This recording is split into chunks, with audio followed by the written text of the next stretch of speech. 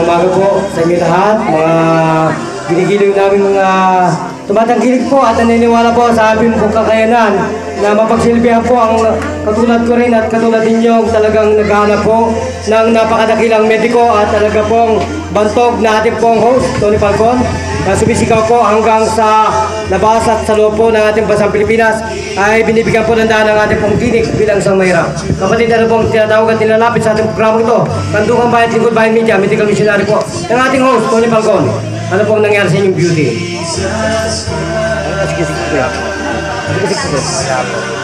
So, sabi po ninyo, mayroon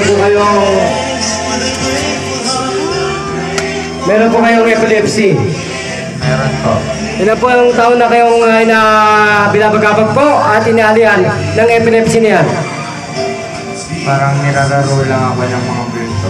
Parang nilalaro ka ng mga multo. Ngayon, lalaroin ko kayo ng isang master po ng Jules Guang, gerontologist, mental martial arts po ng ating bansang Pilipinas. Yan na po, kaganda ang inyong pakiramdam sa ulo. Ano po pakiramdam niyo sa ulo?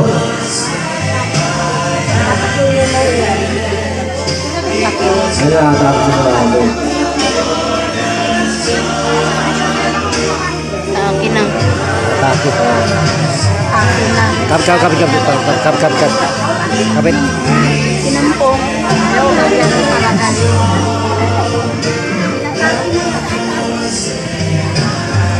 Dito lang po yan.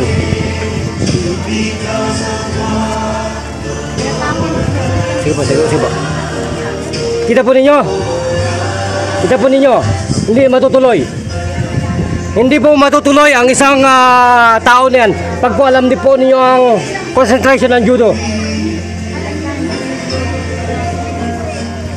Yan po ang pagiging judista ng ating pong bansang Pilipinas. Hindi po matutuloy yan. Dito lang po yan. Kita po ninyo ang talino nito. Ito po ang pumapatay na judo dati pero hindi lang yung pumapatay. Ayan po. Hindi pwedeng manatili ang demonyo sa katawan ng tao. Ang lahat po ng karamdaman ay demonyo. Kaya po lumalabas na ngayon ang judong ito para po patayin ang mga sakit. Okay ka na, kapatid? Opo. Bakit kanina para kang susumpungin? Ha? Okay ka na? Nakita mo ang kapangyarihan ng judo? Ito po, kayo po ang magpapatunay kung gaano katindi. Ang lahat po ng karamdaman kahit na heart attack, 2 seconds lang. Revive! Yan po ang judo ng ating pong master ng Okinawa, Japan at North Korea. Na kahit po heart attack, hindi po mapapantayan ng lahat ng mga doktor ang pumapatayin ng mga kamay para sa mga karamdaman po. Kami po yung nasasin. Kami tulog, tinanggalan po kami ng hininga. No breath, no breathing. So, ano pang pangalan natin, kapatid? Justin. So, nasaan ang mga medikto na sinasabi mo na ikaw ay binabagabag ngayon? Wala na po. Wala. Sa judo po, walang multo, walang sakit. Kami po yung tunay na assassin. Kaya po nagmamalaki ang mga ninjutsu, bushido, kung fu ay pinamahamahagi po ng libre sa bansang Pilipinas. Katarantaduhan po ang maintenance sa aming mga kamay at sa aming pong mga kaisipan sa larangan po ng mediko.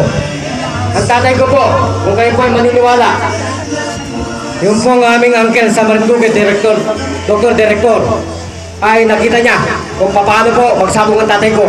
Wala pa pong 3 minuto nagsabong niyan. So, kayo po ba ay gusto maging dakilang doktor namin? Opo. Kung ganun po, magpakilala po sa bansang Pilipinas, gamit po ang totoong pangalan ninyo.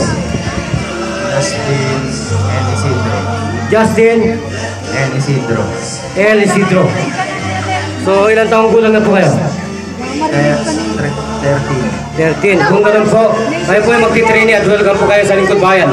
Sa katuwang po na ating host, Tony Falcon, ang dakila na talaga pong sumisigaw at naniwala sa aming pong kakayanan ng aming asosasyon, Jules Guang Judo ng North Korea at Okinawa, Japan.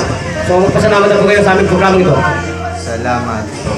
Salamat din po. So, mga kababayan, nakita po ninyo, sister, kung paano pigilan ko ang atake ng epilepsy. Ang concentration po na pumapatay ng sakit, isa lang po yun. Ang highest concentration ng calcium ng ating pong blood vessel.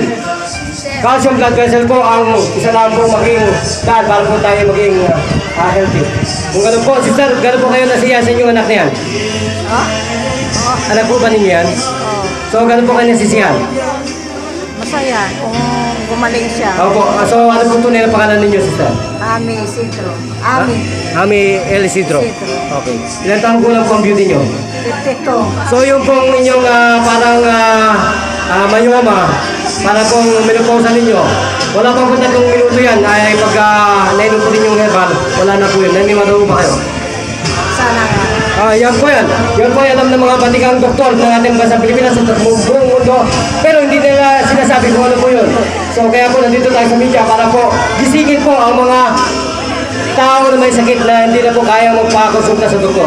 Magpapasalamat po tayo sa Diyos. Maraming salamat po. Sino po ba ang tunay na magagamot? Diyos o ang tao? Tao. Ay, Diyos. Ha? Ang Diyos po. Ang Diyos po yan. Nagpapaalam po at nagpabalita para sa Goodbye News FM sa therapy na po yan ng mga radyo. Pita ka kasama Tony Falcon, ikaw ang tunay na pila. Tagapagsalita lang po ang inyong mga Panginoon. Thank you, Mr. Rosamo.